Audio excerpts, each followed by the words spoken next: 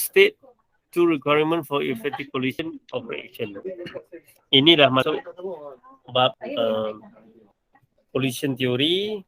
Jadi memang sebelum ni pun kamu dah belajar ada dua requirement dia supaya effective collision tu berlaku. Yang pertama ialah dia kena ada minimum kinetic energy that equal or greater than activation energy. Itu yang pertama. Dan yang kedua ialah correct orientation. Okay. Nah, kita tengok B ni. Kita diberikan satu persamaan 2NO2 bla bla bla tu. Lepas tu ada rate equal to KNO2 squared. With respect to above reaction, explain how the reaction rate will change if the pressure of NO2 is double. Okay. Kalau kita tengok persamaan ini, mana saya ni? Okay. Kalau kita tengok persamaan ini adalah concentration, tetapi ini dia bagi pressure. Pressure kan. Adakah pressure ini kesannya sama macam concentration? Jawapan dia sama. Nah. Kalau concentration kita double kat sini, dia akan jadi rate sama dengan K2NO2 kan, square.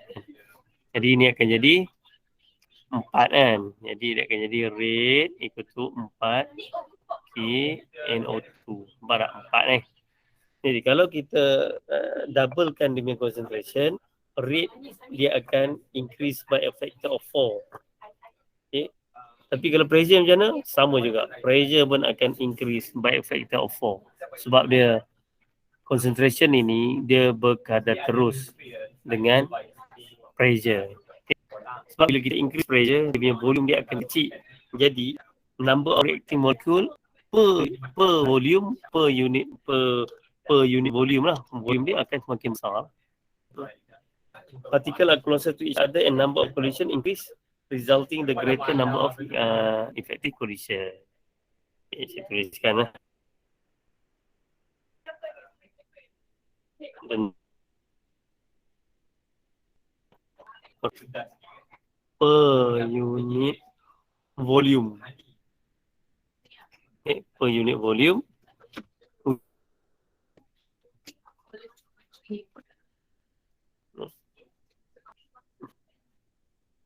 Number of reacting particle per unit volume. Akan increase lah sebab pressure akan menyebabkan volume gas akan menjadi kecil.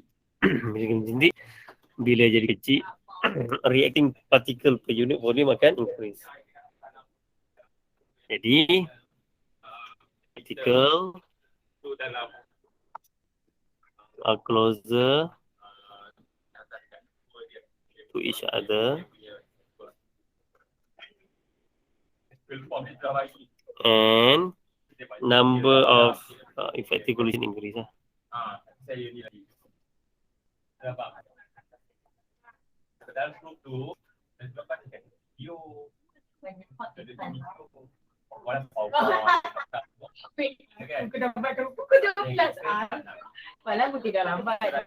Increase by a factor of 4. Increase by a factor of 4. Jadi kena tengok tadi kan. Okay. Boleh sini. Kemudian kalau kita increase temperature pula apa jadi? Kenapa ya? Sebab when a temperature is increased, when temperature increase,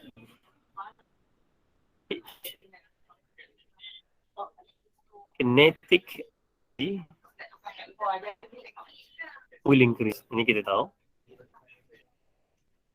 Kan? Every kinetic energy mesti meningkat kalau kita increase temperature.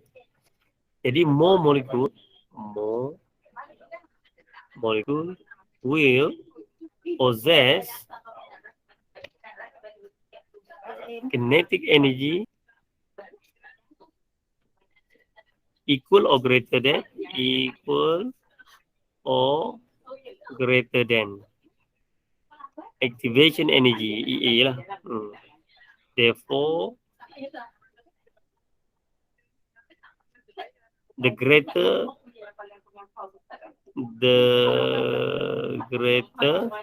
number of effective collision. Ada lagi effective collision. For the number of effective collision causes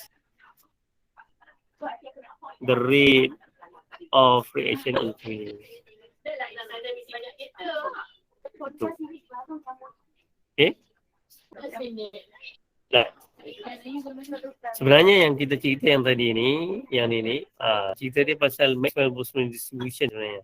Ada EA, ada number of effective collision equal or greater than EA semua tu. Ini ialah melibatkan Maxwell-Boltzmann distribution curve.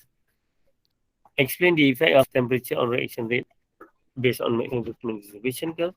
Okay, tengoklah. Dia bagi satu graf macam ni. Ini ialah fraction of molecule with relative energy.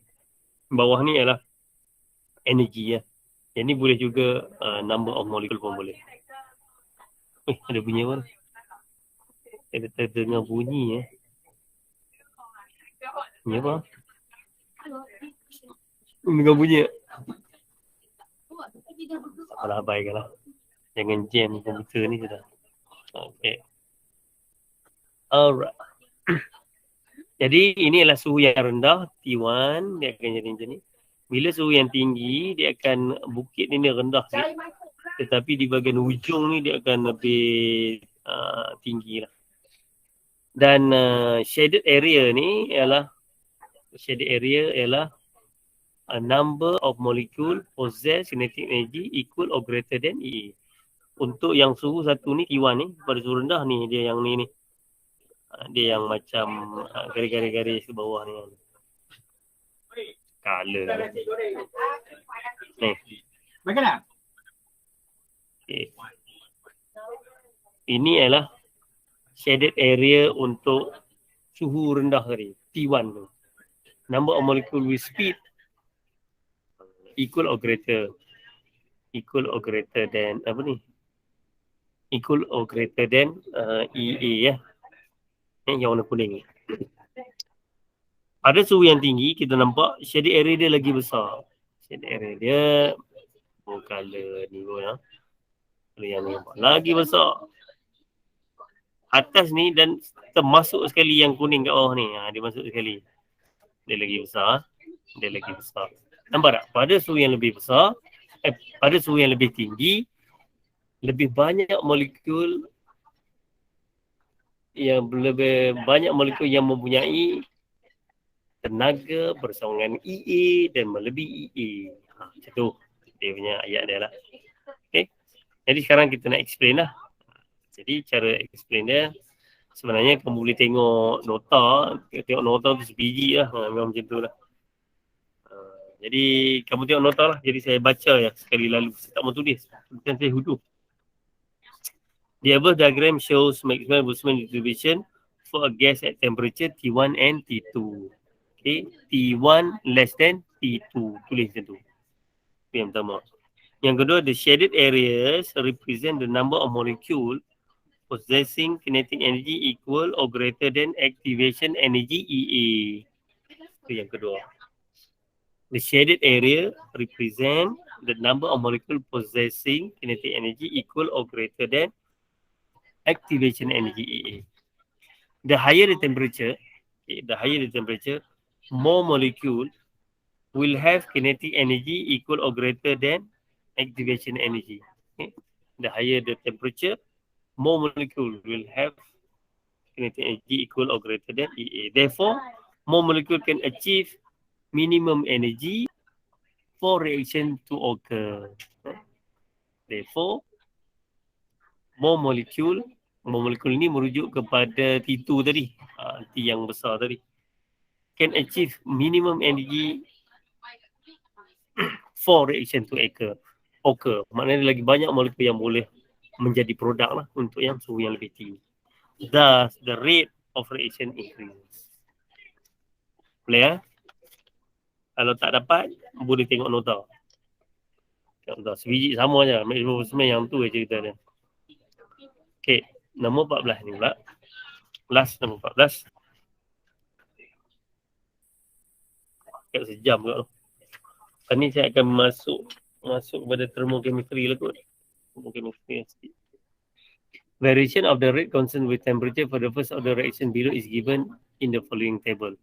Kita ada banyak temperature kat sini. 1, 2, 3, 4, 5. Apabila berbeza temperature, kita akan dapat berbeza nilai K dia. Determine graphically. Kat sini soalan minta kamu mendapatkan activation energy secara graf. Kena ada kita graf, kena plot graf dan sebagainya. Dan macam biasalah, kalau ada activation energy, bermaksud ini adalah Arrhenius equation. Jadi memang Arrhenius kan kamu kena hafal yang ni, ln K sama dengan ln A minus EA over RT. Itu ataupun buat macam ni. Inilah nampak cantik sikit.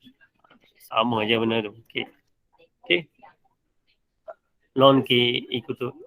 Arrhenius equation sama ini yang kamu kena hafal. Satu lagi yang ln K1 over K2 ikut tu EA per R tu kan. Itu kita ada dua suhu.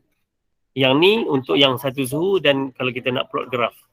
Sebab dia ini sebagai Y, 1 over T ini sebagai X, negatif EA per R ini sebagai M, kecerunan, ln A ini sebagai C. Dia akan jadi linear equation Y equal to MX plus C. Kan? Ini adalah yang kamu belajar matematik tingkatan 3 kot. 3 tingkatan 2. Jadi maklumat kita ada ialah Y, maklumat kita ada ialah X. Apa yang perlu buat? Temperature ini dia dah memang dalam Kelvin. Kamu kena 1 over kan dia. Okay, kamu kena buat satu lagi table. Kamu buat salingan. Manakala K tersebut, kamu kena ln kan dia. Lepas tu barulah kita plot graf. Okay. Dia kat sini ni kamu kena sambung ataupun buat table lain. Sini. Sekarang kamu kena buat 1 over T. Kita tekan calculator. Itu yang diperlukan untuk memplot graf. Manakala ini kena ln kan dia. Ln K. Ln kan dia? Bila kamu plot nanti, kamu akan dapati graf dia macam ni.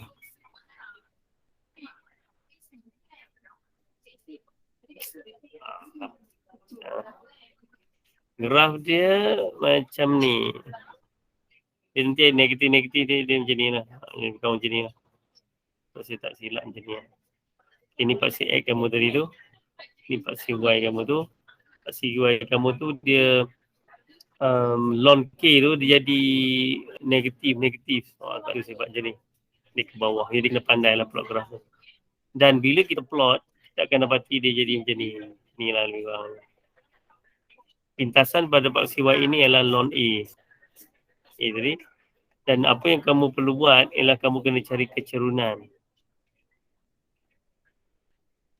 Tu. Kenapa nak cari kecerunan ialah bersama dengan EA over R. Kan? Ln A tak payah, tak minta pun. Yang penting kamu dapat dia straight line tu sebab dia linear equation. Dan nanti kamu dapat katakan sebab dan ini pun dia negatif kan. Katakan negatif M lah dia punya tu. Dan ini adalah negatif EA over R. Okay.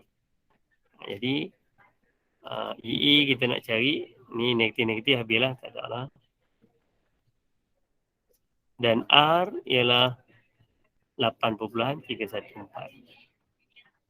Jadi dapatlah nilai EA. Dengan syarat kita tahulah nilai M ni berapa kan kat sini ni. Begitulah cara menentukan EA berdasarkan graf. Kena buat 1 over T dulu. Kena buat ln K dulu. And then plot graf. Cuma saya nak bagi jawapan untuk objective question sajalah. Objective question kan. Nanti kamu boleh kira sendiri lah. Sebab kita akan rehat sekejap. Lepas ni kita masuk bab 2. Ni semua dah masuk bab 2. Nombor 1 jawapan dia C. Yang pada tahu lah ni objektif. Objektif.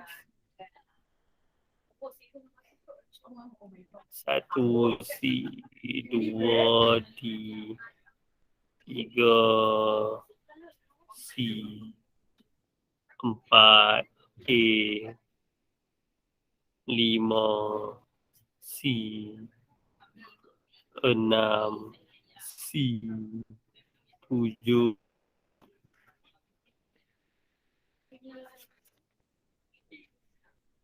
B, 8, D, 9, E. Okay. Alright. Jadi kita rehat kejap.